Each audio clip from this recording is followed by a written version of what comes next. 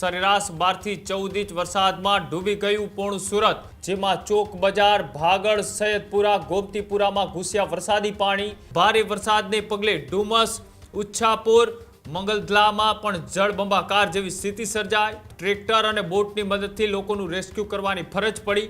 ખાડીના જળસ્તરમાં વધારો થતા અત્યારે તંત્ર એલર્ટ મોડમાં છે।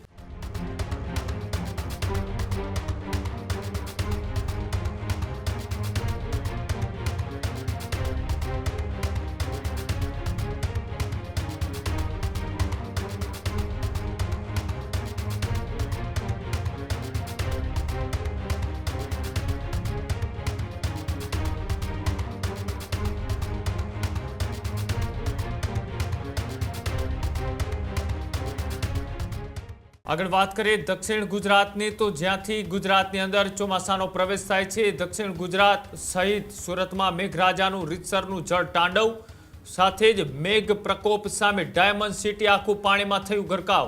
સરેરાશ 12 થી 14 ઇંચ વરસાદમાં ડૂબી ગયું પોણું સુરત।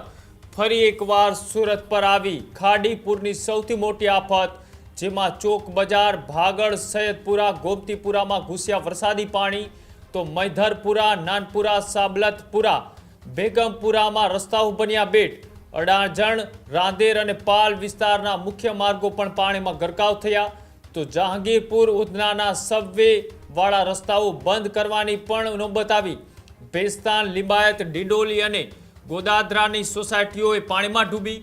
તો મજુરા ગેટ સાથે વીઆઈપી રોડ સહિતના વિસ્તારો છે ત્યાં ઘૂંટણસમાં પાણી ભરાયા। તો સાથે જ અલગ અલગ વિસ્તારો છે કે ત્યાં દુકાનો એક રીતસરની પાણીમાં ગરકાવ થઈ। ભારે વરસાદને પગલે ડુમસ, ઉચ્છાપુર, મંગલધલામાં પણ જળબંબાકાર જેવી સ્થિતિ સર્જાઈ। તો હજીરા સહિતના તમામ વિસ્તારોમાં પાણી ભરાતા તંત્ર છે તે દોડતું થયું। સુરતમાં 12 ઇંચથી વધુ વરસાદ નોંધાતા જનજીવન પણ પ્રભાવિત થયું। નીચાણવાળા વિસ્તારોમાં કેડસમાં પાણી ભરાતા લોકો પણ મુશ્કેલીમાં મુકાયા। ટ્રેક્ટર અને બોટની મદદથી લોકોનું રેસ્ક્યુ કરવાની ફરજ પડી। ખાડીના જળસ્તરમાં વધારો થતા અત્યારે તંત્ર એલર્ટ મોડમાં છે। પણ જે રીતના સુરતની અંદર 16 ઇંચ જેટલો વરસાદ એ સરેરાશ આસપાસના વિસ્તારોમાં ખાબક્યો અને તેના કારણે સુરતના મોટા ભાગના વિસ્તારો છે તે પાણીમાં ગરકાવ થયા। સુરતમાં છેલ્લા 24 કલાક થયા જળતાંડવ જેવી સ્થિતિ છે। મેઘરાજાએ ત્યાં મન મૂકીને વરસી રહ્યા છે અને તેના જ કારણે સુરતની અંદર પાણી જ પાણી જોવા મળી રહ્યું છે। સુરતના જળતાંડવની સ્થિતિ વચ્ચે પોલીસ બની દેવદૂત। આઝાદનગરમાં પોલીસે ફસાયેલ લોકોને બચાવ્યા।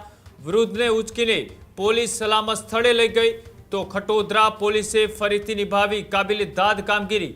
સુરતમાં 12 ઇંચ વરસાદથી ચોમેર જળ પ્રલય જેવી સ્થિતિ છે, તેમાં નીચાણવાળા વિસ્તારોની અંદર કે ત્યાં ઘરોની અંદર વૃદ્ધ છે તે ફસાયા હતા અને તેની વચ્ચે આઝાદનગરમાં પોલીસે ફસાયેલા લોકોને બચાવ્યા। વૃદ્ધને ઉચકીને પોલીસે સલામત સ્થળે ખસેડ્યા અને સાથે જ ખટોદરા પોલીસે ફરી એક વખત કાબિલે-દાદ કામગીરી છે તે કરી છે। આસપાસના લોકો પણ રેસ્ક્યુમાં જોડાયા હતા। સુરત પોલીસની આ દિલધડક રેસ્ક્યુની કામગીરી કે આની પહેલા પણ 37 જેટલા બાળકો કે જે બસમાં મુસાફરી કરી રહ્યા હતા તે પાણીના કારણે ફસાયા હતા, તેમનું પણ દિલધડક રેસ્ક્યુ કરવામાં આવ્યું અને ત્યારબાદ હવે વૃદ્ધને પોતાના ઘરમાંથી ઉચકી અને ઘરની બહાર સુરક્ષિત સ્થળે લાવી પોલીસ। સુરતમાં જળ પ્રલયની સ્થિતિ વચ્ચે પ્રશાસનનો સૌથી મોટો નિર્ણય। સુરત શહેર અને જિલ્લાની તમામ શાળાઓમાં અત્યારે હાલ રજા જાહેર કરવામાં આવી છે।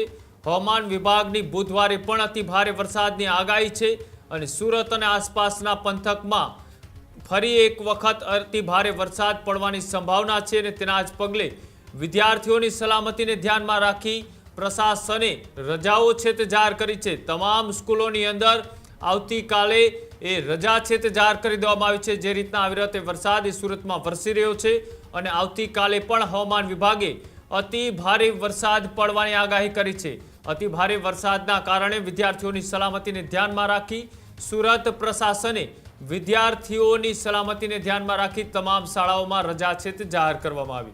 ખેડૂત ભાઈઓ છે એ ખેતરમાં ડ્રોન ઉડાવતા હોય છે ત્યારે આપણે એક પ્રશ્ન સતાવતો હોય છે કે જે આપણે અત્યાર સુધી જીપીએસ ટેકનોલોજીવાળા ડ્રોન વાપર્યા છે, જેથી કરીને મોબાઈલ ટાવર છે અથવા તો હાઈ ટેન્શન લાઈન પસાર થતી હોય, કોઈ વૃક્ષો હોય, ત્યારે જે જીપીએસ ટેકનોલોજીવાળા ડ્રોન છે એમાં ટકરાય અને ટ્રેસ થાય છે.